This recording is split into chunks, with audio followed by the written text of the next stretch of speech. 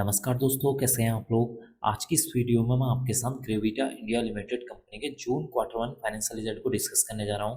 Company ने अपने जून quarter one financial result को 28 जुलाई को डिक्लेयर किया था। कुछ लोगों ने मेरे उसमें जो है कमेंट किया हुआ है कि इस कंपनी का रिजल्ट अच्छा नहीं आया है, लेकिन मैं आपको बताना चाहूँगा कि कंपनी का जो रिजल्ट है इस क्वार्टर में ठीक ठाक आया हुआ है, या आप कह सकते हैं कि अच्छा देखने को मिला हुआ है। लेकिन अगर आप ये सोचते हैं कि कंपनी का रिजल्ट अच्छा आया है, लेकिन प्राइस जो है, स्टॉक का जो प्राइस है वो भी ऊपर जाएगा, ये 100% श्योरिटी नहीं होती है। कभी भी ऐसा नहीं हो सकता है कि अगर कंपनी का रिजल्ट अच्छा आया है तो स्टॉक का जो प्राइस है वो भी तेज़ी से ऊपर को जाए। कभी-कभार जो है स्टॉक का प्राइस बढ़ जाता है, लेकिन इसका ये मतलब नहीं है कि हर बार वो स्टॉक का प्राइस बढ़ेगा, या हर कंपनी का रिजल्ट अगर अच्छा आया है तो रिजल्ट का जो स्टॉक का प्राइस है वो ऊपर ही जाएगा, ऐसा पॉसिबल नहीं है। इस बात का आप ध्यान रखिए। अभी मैंने इसका जो है चार्ट नहीं देखा है, तो इस पर मैं अभी कमेंट नहीं कर सकता हूँ कि चार्ट में क्या चल रहा है।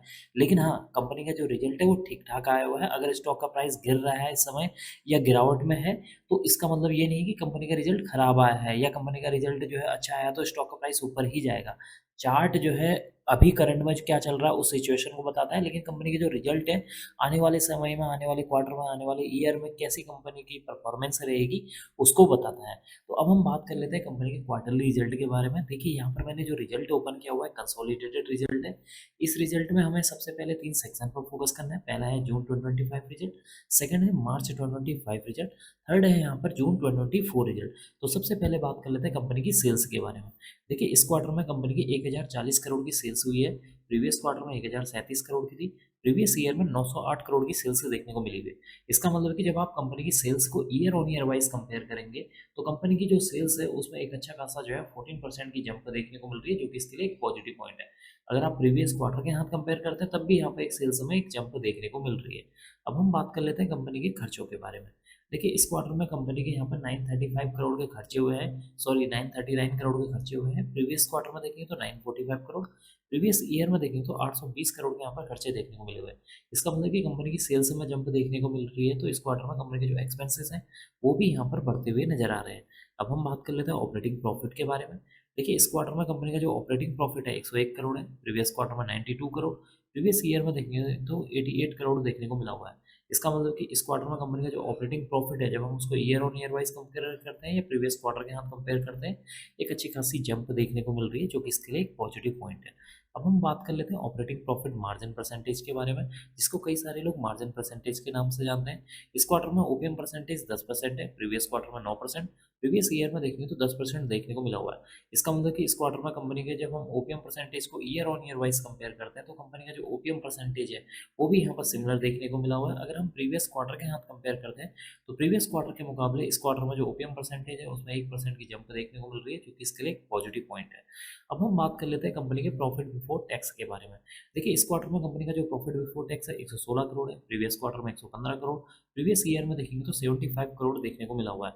इसका मतलब कि इस क्वार्टर में कंपनी का जो प्रॉफिट बिफोर टैक्स है उसमें भी एक अच्छी खासी जंप देखने को मिल रही है। प्रीवियस क्वार्टर के साथ कंपेयर करेंगे तो प्रीवियस क्वार्टर के मुकाबले भी इस क्वार्टर में कंपनी का जो प्रॉफिट बिफोर टैक्स है वो जंप होते हुए नजर आ रहा है। अब हम बात कर लेते हैं कंपनी की नेट प्रॉफिट के बारे में, यानी कि मुनाफे के बारे में, कि इस क्वार्टर में कंपनी का मुनाफा एंड में कितने करोड़ का हुआ है।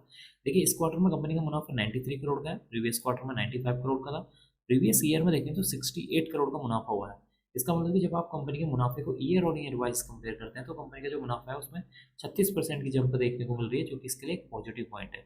जब हम इसको जो है प्रीवियस क्वार्टर के साथ कंपेयर करते हैं, तो प्रीवियस क्वार्टर के मुकाबले इस क्वार्टर में कंपनी का जो नेट प्रॉफिट है उसमें एक हल्की सी गिरावट देखने को मिली हुई है। गिरावट क्यों हुई है? क्योंकि जब आप इसके टैक्स परसेंटेज को देखेंगे, तो इस क्वार्टर में कंपनी ने 20% टैक्स पे किया, जबकि प्रीवियस क्वार्टर में मात्र 17% का टैक्स पे किया था। तो टैक्स में डिफरेंस होने की वजह से कंपनी का जो नेट प्रॉफिट है उसमें यहाँ पर डिफरेंस देखने को मिल रहा है। बात कर लेते हैं ईपीएस के बारे में, अर्निंग पर शेयर के बारे में। देखिए, इस क्वार्टर में कंपनी का जो ईपीएस है 12 रुपये 64 पैसे, प्रीवियस क्वार्टर में 12 रुपये 89 पैसे, प्रीवियस ईयर में देखेंगे तो 9 रुपये 75 पैसे देखने को मिला हुआ है।